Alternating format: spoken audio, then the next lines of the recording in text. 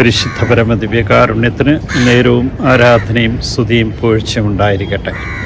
അനന്തകാരുണ്യത്തിന് ഉറവിടമായ കർത്താവെ, ഈ ദിവസം ദാനമായി നൽകിയതിനെ ഓർത്ത നന്ദി പറഞ്ഞുകൊണ്ട് ഞാൻ അങ്ങയെ സ്തുതിച്ച് ആരാധിച്ച് മഹത്വപ്പെടുത്തി അങ്ങേക്ക് നന്ദി പറയുന്നു.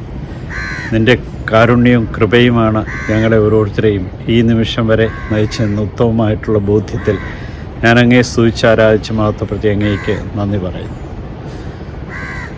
ലോകത്തിൻ്റെ രീതി അനുസരിച്ച് ജീവിച്ചുകൊണ്ട് തകർച്ചകൾ ഏറ്റുവാങ്ങരുതെന്ന് ഞങ്ങളെ ഓർമ്മിപ്പിക്കുന്ന കർത്താവെ, ലോത്തിൻ്റെ കാലത്ത് സംഭവിച്ചതുപോലെ തിന്നും കുടിച്ചും ഈ ലോക സുഖങ്ങളിൽ സംതൃപ്തി അടഞ്ഞും കഴിഞ്ഞിരുന്നവർക്ക് പെട്ടെന്നൊരു ദിവസം കെണി പോലെ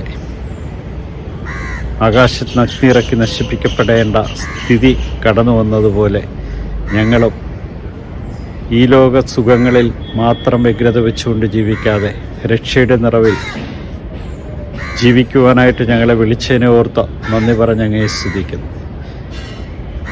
ഓരോ നിമിഷവും അങ്ങയുടെ വരവിനായിട്ടുള്ള അടയാളങ്ങളാണെന്ന് മനസ്സിലാക്കിക്കൊണ്ട് ഞങ്ങളുടെ ജീവിതത്തെ ക്രമപ്പെടുത്തി മുന്നോട്ട് പോകുവാൻ കൃപ നൽകി അനുഗ്രഹിക്കണം.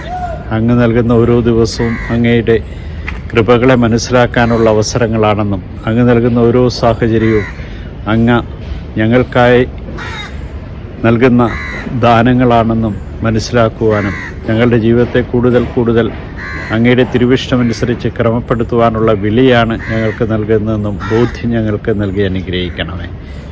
ലോത്തിൻ്റെ കാലത്തും നോഹയുടെ കാലത്തുമൊക്കെ ജലപ്രളയം അഗ്നിയിറക്കി സർവ്വതും നശിപ്പിക്കപ്പെട്ടതുപോലെ രക്ഷയുടെ നിറവിൽ നിന്ന് അകന്നു പോകാതിരിക്കുവാൻ തക്കവിധം ഞങ്ങളെ ഓരോരുത്തരെ അനുഗ്രഹിക്കണം.